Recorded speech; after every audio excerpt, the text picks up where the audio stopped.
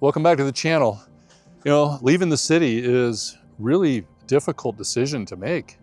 I mean, you're pulling up roots that have been established for, in our case, decades. All the familiarity, the rhythm that you get in a certain geographic location, it becomes very comfortable.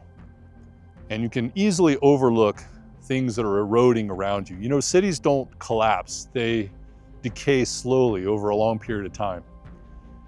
And when you see things, patterns repeating over and over again, you can't unsee them.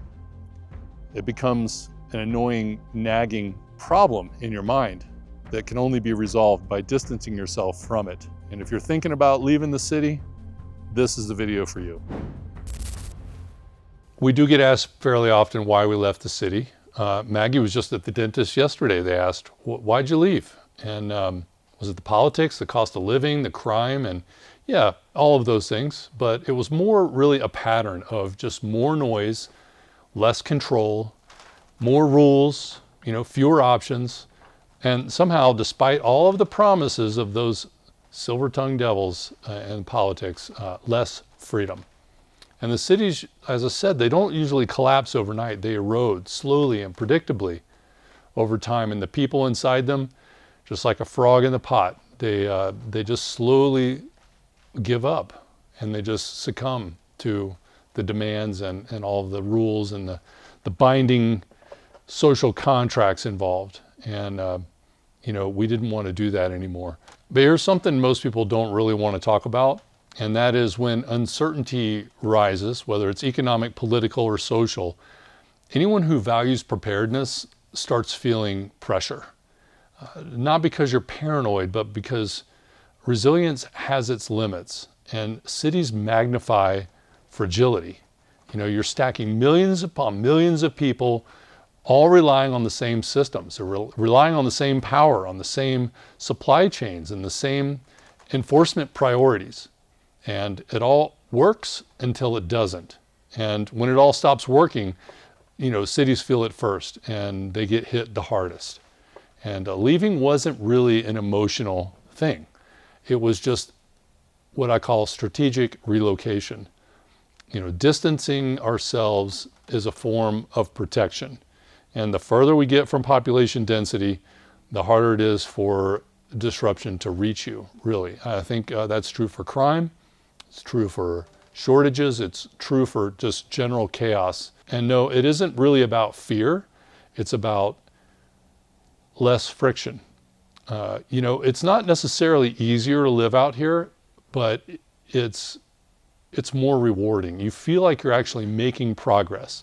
There is a lot less friction from local government, from your neighbors, from your freedom and ability to travel quickly from place to place without being gridlocked or just constantly having to stop and wait for someone. And just that congestion, it just wears on you over time. You're creating just enough space between you and the instability of a large, densely populated area that you're not the first one dealing with it when things tighten, or when they go to hell, or when, SHTF, whatever you want to call it, when things go sideways. Now, it doesn't have to be an EMP or a complete societal collapse. It can be something like the pandemic that we all just went through.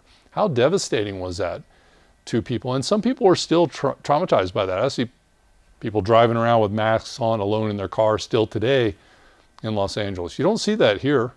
Whether you call it mass psychosis or just trying to avoid being part of the problem, maybe. That's how some people would look at it. The city magnified that. Dense populations magnify these anomalies. So think about this. Most people who prepare, who sacrifice, who quietly build sustainability, they don't really announce it to the world, right? Because you're a little bit irresponsible if you do that. Now, a YouTuber like me, that's, this is something that I do, is I share my experiences with the world.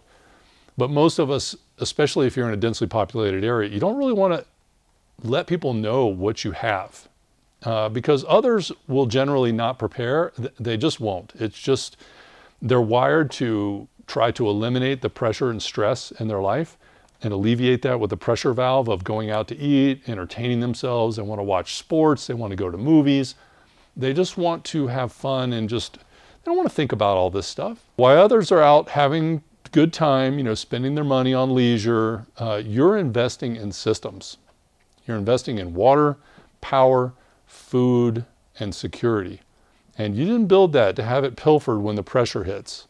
So, I know that you didn't make those sacrifices so that the same people who call you crazy can have easy access to it when things go sideways. But in the city, your family is close to everyone else. Your possessions are close to everyone else.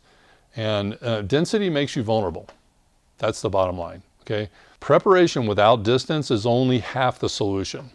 And there's another layer that people like to avoid. And, certain cities and states, they do not have your best interest in mind. They tax you, they regulate you, and they sell it back to you as freedom. But you know damn well, and look at what your increased cost of living is compared to everyone else's around the country. Your property taxes, your state taxes, your income taxes, 13.5% last I checked, plus federal, plus all the other taxes. You get taxed when you earn the money, you get taxed when you buy something, you get taxed for the land that you bought and supposedly own, your property taxes. I mean, you get taxed every time you turn around, you're getting taxed on something. Put it in a spreadsheet and see how much money you're really making. Okay, and then there's rights, especially self-defense. I'm a big 2A advocate. I just went through, I can't tell you the pain and agony I've been through in trying to maintain my constitutional rights to carry in a state like California. So in a lot of places, gun rights aren't protected. They're tolerated at best, and until they aren't, right? They're constantly trying to put more restrictions and more paperwork between you and your freedom, and just less control over your own safety in general is what the result is. So, if you think that reverses in high density areas, you're not paying attention. It is purposely being squeezed tighter and tighter and tighter. I would love to have national reciprocity so that we don't have to think about every border we cross and whether or not we're going from a law-abiding citizen to a felon just because we cross over into a state that has different magazine capacity laws or other restrictions. That really it shouldn't be that complicated. If you're competent enough to pass all the background testing and competency tests and knowledge tests from one state, that should be universal. I'm a believer in needing to pass certain criteria and make sure that you're not just a stark raving lunatic that that's drooling all over yourself, for example. Okay, maybe we shouldn't give that guy a gun. But generally speaking, people that are competent law-abiding citizens should be able to travel freely without needing to be, or worried about becoming a felon just because they cross the state line. Look, strategic relocation doesn't guarantee safety, but it does give you agency. And agency, in my opinion, matters. I think it's important to point out, we didn't leave to escape people. I like people in general. I mean, I like being able to get away from people. I don't like constantly having people all around me. So maybe to some degree we did leave to escape people, but it's not people in general. It's just too many people. That's the problem I have with the city, where, we all have a certain level of bullshit that we can tolerate, and then you get to where you're just irritable and you get annoyed easily, especially in traffic and trying to commute around where there's no parking, and everywhere you go there's some restriction and some extra fee you have to pay or some rule you have to comply with just to park your vehicle. So, you move to an area like where we are, all of that is just gone from your life. You don't even think about that anymore. And we left what I would call reclaim margin. Having bandwidth to just feel good and not have something poking at you from every angle. I don't know how to describe it. In the quiet, in these dark skies, we're in one of the most, well-known dark sky country, I guess if you will, areas here. We're right near Zion National Park. We see a lot of weird shit up there, guys. A lot of stuff that looks like, patterns of lights moving around. I'm not crazy. I used to think, I saw a lot of videos and I would say, that's kind of, I don't know, it doesn't hit you until you see it. Maggie called me over to the front door the other night. And she's like, look at this. And I thought, oh, it's probably another wild animal, some weird unidentified little creature crawling around. That's fine. That's normal here. No, she was looking up at the sky and she said, what is that? And I looked up and There were all these white dots, perfect spheres lined up, traveling at a high speed in perfect distance sequence from one another. And I was like, what the hell is that? What is that? Maybe satellites, but it looked a lot brighter and more clear than satellites. And then the harder I looked, the more of these things further away I could see that were moving in odd directions. It was a very bizarre night, but anyway, my point, I digress. Quiet isn't emptiness, it's bandwidth. And, distance isn't isolation, it's optionality. And, life isn't easier here. It's heavier, it's harder, it's dirtier, it's dustier. It, smells like cattle and horses. But, and there's a lot of responsibility when you own land, and you have to get up and get out there and get things fixed. And we have a hospitality ranch here, so we have guests coming from all around the world to stay in our Airbnbs. And so there's a lot of responsibility to being here. And plus I have other properties outside of this ranch that I'm responsible for. And I also am still involved in the company that I founded. I still have responsibility there. So, I'm not escaping any of that. It's not that there's no pressure. And we still have all the technology. We have Starlink, so we're as connected as anybody in the city. But we just have all this beautiful, clear, open air around us, and the scenery and the untouched, many, many miles of untouched land that we can just look at and enjoy. It's like, like it has been for tens of thousands or hundreds of thousands or millions of years, untouched. We have, more ownership of our local land here, so we have to maintain everything is on us. But it's honest, and no, we're not telling you to leave the city. We're just telling you to think ahead. Now, when I say we, I mean, my wife and I are in our cadre, I guess, of like-minded people that would share this advice with anyone. So, how dependent are you? How exposed are you? What happens if nothing in the city improves? I remember one of the straws that broke the camel's back for me was I was driving through our neighborhood, nice little quiet area. We were living in a place called Fountain Valley. It's south of Los Angeles, but nice little area.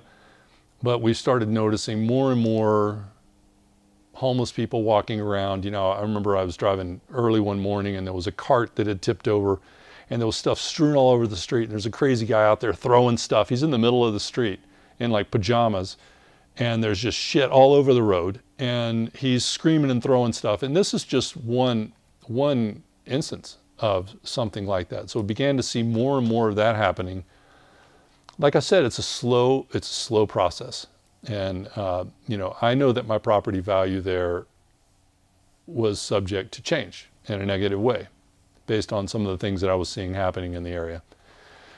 But again, we didn't leave because of fear. We left because we were thinking strategically. And I think that's the key distinction. So one of the difficulties I mentioned in the beginning of this video is, separating yourself or distancing yourself from the city also means distancing yourself from, maybe a doctor that you like, your friends, your family, all the familiarity of the city. So how do you do that?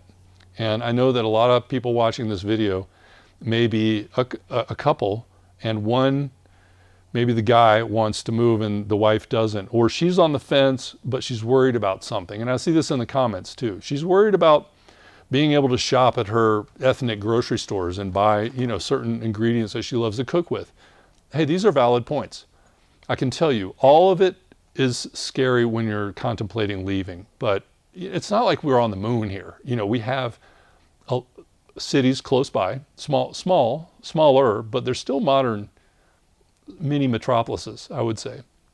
Sure, there's a risk that chaos from those areas could come to us. Yes, but it's a lot less than being immersed where you have really no border between you and your neighbors. And we're very, remote still here compared to where we were.